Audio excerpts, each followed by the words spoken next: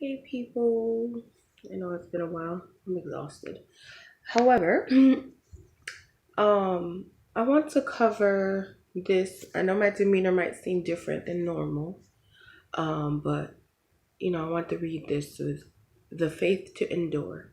And the Daily Bread says that you can read Numbers 20 through 22, Mark 7 1 through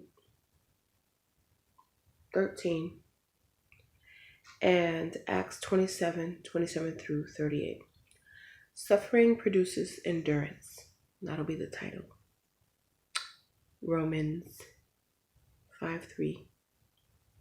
So it says, Ernest Shackleton led an unsuccessful expedition across the Antarctica in 1914 when his ship, aptly named Endurance, became trapped in heavy ice in the Weddell Sea. It became an endurance race just to survive with no means of communication with the rest of the world. Shackleton and his crew used lifeboats to make the journey to the nearest shore, Elephant Island. While most of the crew stayed behind on the island, Shackleton and 5 crewmen spent 2 weeks traveling 800 miles across the ocean to South Georgia to get help for those left behind. The quote unquote failed expedition became a victorious entry in the history books when all the Shackleton's men survived, thanks to their courage and endurance. So, the courage and endurance of the people who stayed on the ship and kept going on a long journey to get help. Oh, isn't life a long journey? Oh, so the Apostle Paul knew what it meant to endure. During a stormy sea voyage to Rome to face trial for his belief in Jesus, Paul learned from an angel of God that the ship would sink.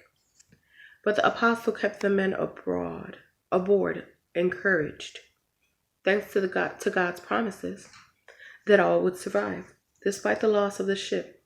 Acts 27:23-24. I guess that's where it explains it. So when disaster strikes, we tend to want God to immediately make everything better, don't we? But God gives us the faith to endure and grow. As Paul wrote to the Romans, suffering produces endurance. Romans 5:3. Knowing that we can encourage each other to keep trusting God in hard times. What's your usual response to hardship? Well, I would say that your response will vary depending on the severity of the hardship or the trial, right? Or you are a creature of habit and will respond with impulses.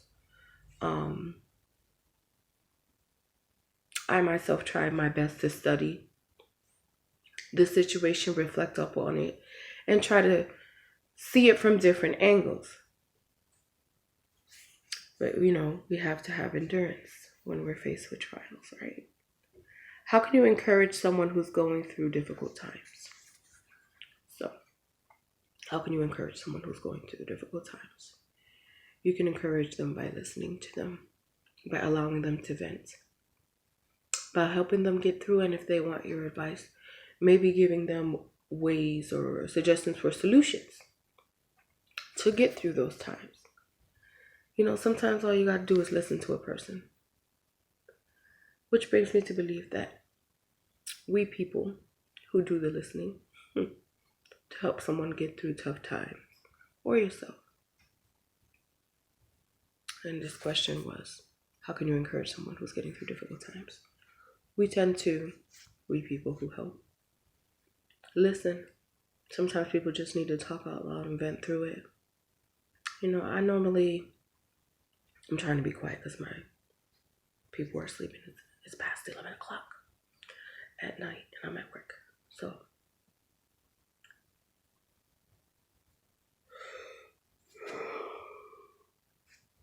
I try to listen and be there excessively until the person is, for the most part, healed. I make the person laugh.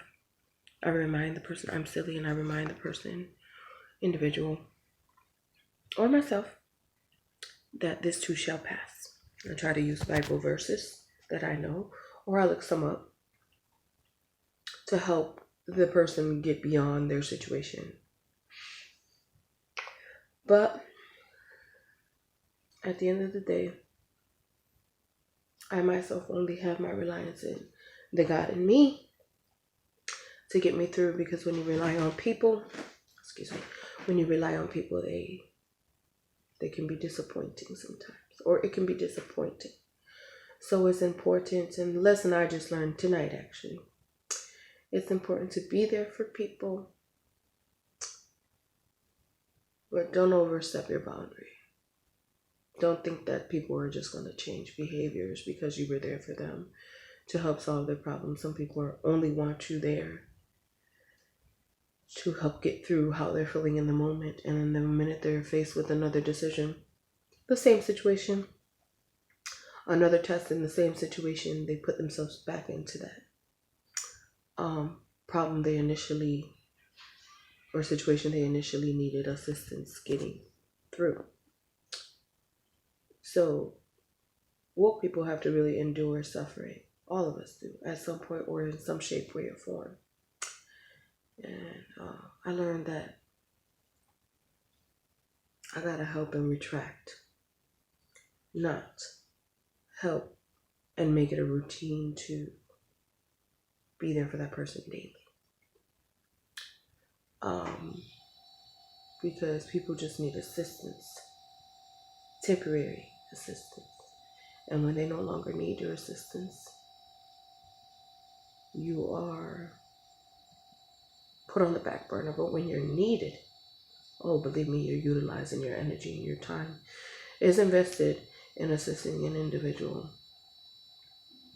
But then it is up to them in the end of the day to make a decision to help themselves, change their situation. So, I'm going to pray that, Father, I need your help to keep going when things get tough. Father, help me when things get tough. I thank you for constantly being there when things get tough. Because at the end of the day, when things are tough, and I myself need to sort my feelings out or reflect on a situation, I find myself in God's presence. And when I allow people, humans, into my energy, they end up draining my energy. And then I end up disappointed. I really need to stop doing that. But I encourage y'all to be there for others, because He asks us to. Suffering produces endurance. Romans 5:3. And then in each day in the beginning, today's message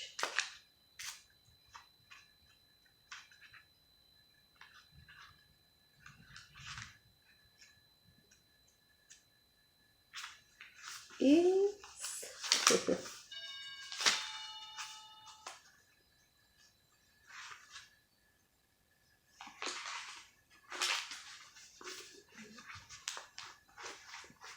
let's read this one.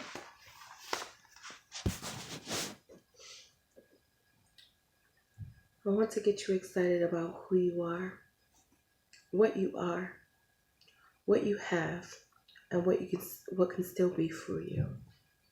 I want to inspire you to see that you can go far beyond where you are right now. Virginia Satir. Deciding to recover what was our first step. Deciding to be healthy, deciding to change our lives, transform it. That decision meant we did want to go beyond where we were. We did not want something, forgive me, let me start over. Deciding to heal was our first step. That decision meant we did want to go beyond where we were. We did want something better for ourselves. And at times, in fleeting moments, we have been excited about who we are and our prospects for a better life. The excitement and the inspiration come and go. Hence, look at my energy. Until some excitement that I was looking forward to went tonight. But I enjoyed it while it lasted. Didn't last too much. So I will seek it out again.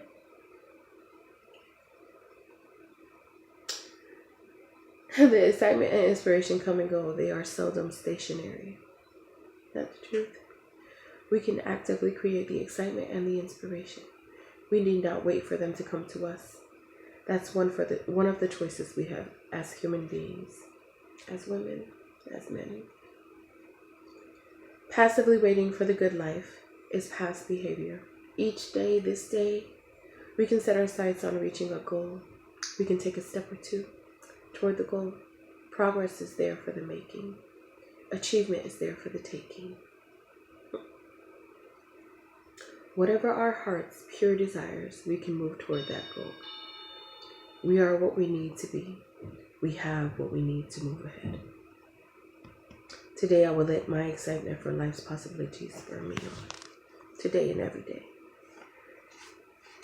I think tonight I learned a lesson of complacency. I was getting to know another one of God's creatures. And I can sense when that individual wasn't being completely honest.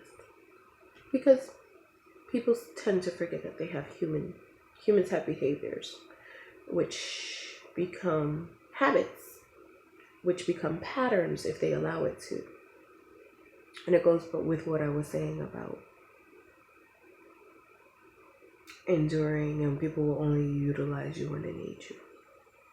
But then when they no longer need you, they change up. So it may be disappointing, or you see them making decisions, or you can, in my sense, I sense the person making decisions that weren't for their best. It wasn't in their best interest. But, the devil does feed into what we want and provide temptations, and only disciplined people will pass the test when it comes to temptations. And my intuition is Liddy. I have a strong intuition, and I sensed a difference in this individual for a few weeks, although I was giving my energy.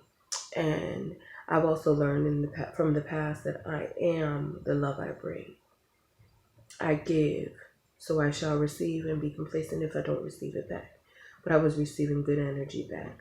And I noticed when the energy changed, and I was pumping, encouraging, speaking life, as I tell you guys I do.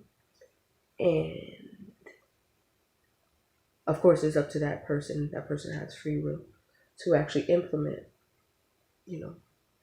everything that person is learning, hopefully, or absorb it to make better decisions for themselves. So I guess what I learned today is that you can't get complacent, and you can't get too comfortable with the effort you put into other people, and have to learn not to expect nothing in return. And I think, I expected to see the progress in the individual, and I thought I was seeing it until I noticed the behaviors were different. And all I can do on my behalf is pray for the individual, that they find their way and they eventually want the best for themselves.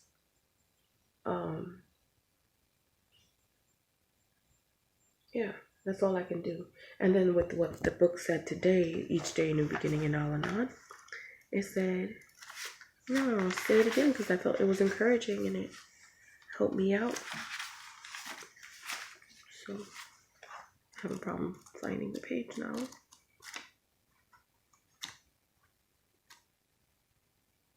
Excitement. So I learned today that I have to keep moving forward. I can't just be stuck on one project or one person or one encouragement. I have to expand it and learn to accept the energy and release it. Um, I want to get excited about who I am, what I have, and what still can be for me. I want to inspire myself to see that I can go far beyond where I am right now. And I know it and I believe it. Just a matter of stopping to put so much energy into others and use some of that energy into myself and really be consistent, because I can be consistent with other people and then I'll be consistent with myself and heal and then turn around and put it into other people because my cup is overflowing and then forget to fill up my own cup.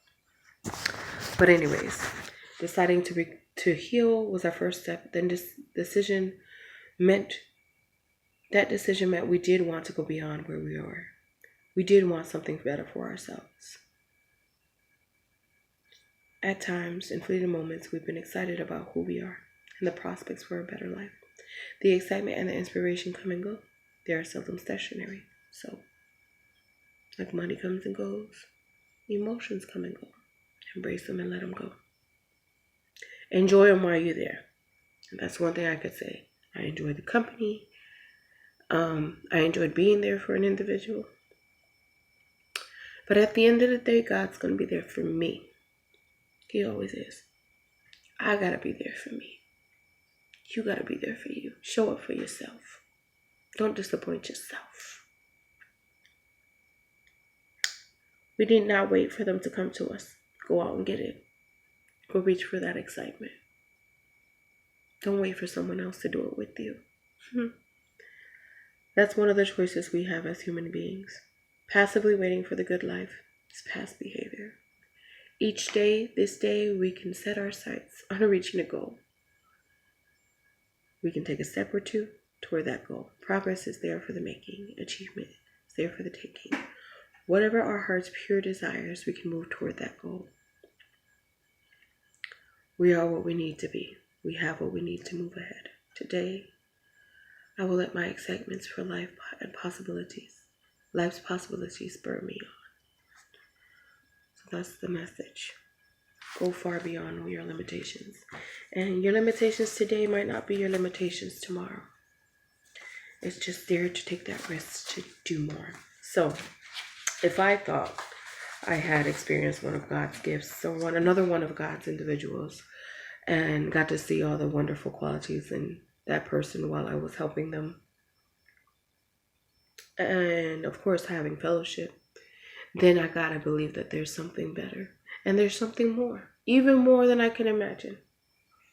And I'm just saying that for me. So remember, y'all, suffering produces endurance. And stretch beyond your limitations. Dare to dream, take risks.